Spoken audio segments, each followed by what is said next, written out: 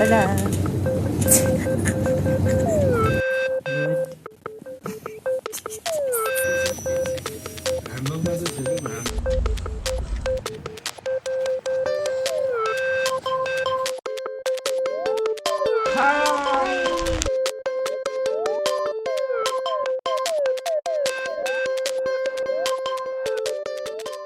Aquí nos ven en el tren vacío, por cierto. Vamos rumbo al aeropuerto porque teníamos que ir a Berlín a sacar una visa para Jordania. Que esto de Jordania lo van a ver próximamente en otros videos. Este es un mini viaje express de 2 días. Entonces, mientras ustedes nos ven aquí payaseando con los carritos del aeropuerto, les cuento que primero nuestro vuelo se suponía que salía a las 9 de la noche, pero no pasó así, se retrasó más de 3 horas. Al final terminamos despegando como a las 12:30 de la mañana y luego más 2 horas de vuelo y 30 minutos en el taxi. Por fin llegamos al hostal como a las 2 de la mañana más o menos y ya, a dormir porque a la mañana siguiente teníamos cita en la embajada. Que por cierto en la embajada fueron súper amables y hasta bromearon con nosotros. Nada que ver en comparación con los de la embajada de Egipto, porque esos sí fueron súper groseros, pero bueno.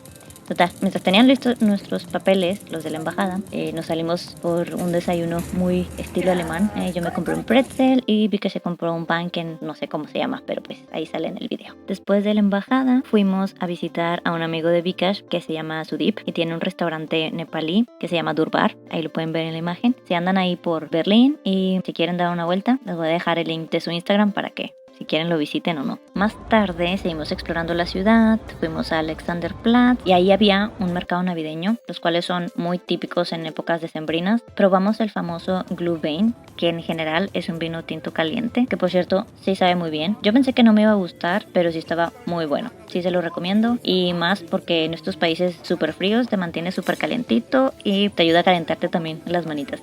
Este vino te lo sirven en las tacitas de vidrio como pueden ver y cuesta como 3 euros. Pero si regresas la taza, al final creo que te regresan algo de dinero, no me acuerdo cuánto. Pero si no la quieres regresar, pues no la regresas. Total, ya pagaste por ella y es un recuerdito que te llevas. Como pueden ver, después de habernos llenado de valor y de calor con ese vinito, decidimos subirnos a la Rueda de la Fortuna. Que por cierto yo nunca me había subido a una tan alta y sí me dio miedito, pero la verdad es que va muy lento. Es más que nada como un mirador y para estar platicando ahí con los amigos, todo muy relax, no es como esos juegos en las ferias súper extremos. Después del mercado seguimos paseando más o menos sin rumbo alguno y nos topamos con la puerta de Brandenburgo, después con algunos de los restos del muro de Berlín. Ahora ahí les va un poquito de historia de algunos de los lugares que visitamos. El Checkpoint Charlie, o también llamado Puesto de Control Charlie, fue el más famoso de los pasos fronterizos del muro de Berlín entre 1945 y 1990. Solo se permitía usarlo a empleados militares y de embajadas de los aliados, extranjeros, trabajadores de la delegación permanente de la RFA y funcionarios de la RDA. Además de las personas que cruzaron la frontera con permiso, hubo muchos ciudadanos que huyeron de Berlín del Este, engañando a militares que controlaban el checkpoint. Algunos tuvieron suerte y escaparon de las formas más habilidosas, pero algunos otros fueron interceptados y asesinados sin piedad. Uno de los casos más conocidos de intento de fuga fallido fue el de Peter Fetcher, que cuando estuvo a punto de lograr la libertad, fue disparado por militares de la RDA, quienes lo dejaron morir desangrando frente a militares y ciudadanos de Berlín del Oeste que deseaban ayudarlo. El Reichstag o Parlamento es un edificio diseñado por Paul Wallot y construido entre 1884 y 1894. Al pasar de los años ha pasado por un incendio, abandono durante la Segunda Guerra Mundial y lugar de exposiciones sobre la historia alemana, pero rara vez para ceremonias. En 1991, 2 años después de la caída del muro, se decidió que volviera a ser Parlamento Nacional Alemán. En 1995, Norman Foster comenzó la cuidadosa restauración y fue completada en 1999 y el nuevo gobierno alemán se reunió por primera vez el 19 de abril.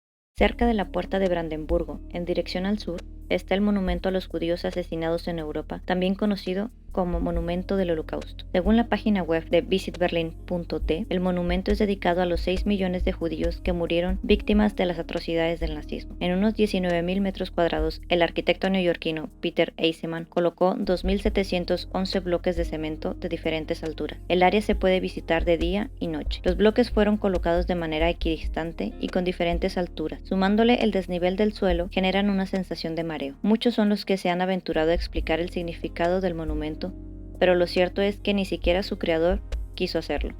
Lo que sí aclaró es que no existe una sola explicación concreta para su obra, pues no fue diseñada siguiendo un único patrón. Eisenman creyó imposible explicar lo inexplicable y por ello optó por algo más sencillo: generar un sentimiento envolvente a través de su obra. Debajo de este hay un centro de información de 800 metros cuadrados dedicados a mostrar información sobre las víctimas y las localizaciones. Salas temáticas donde se puede apreciar fotografías, diarios, cartas de despedida y los lugares de persecución y exterminación. Y en el próximo video, enfrente del arco de Adrián, encontramos nopales. ¿Alguien quiere un nopal?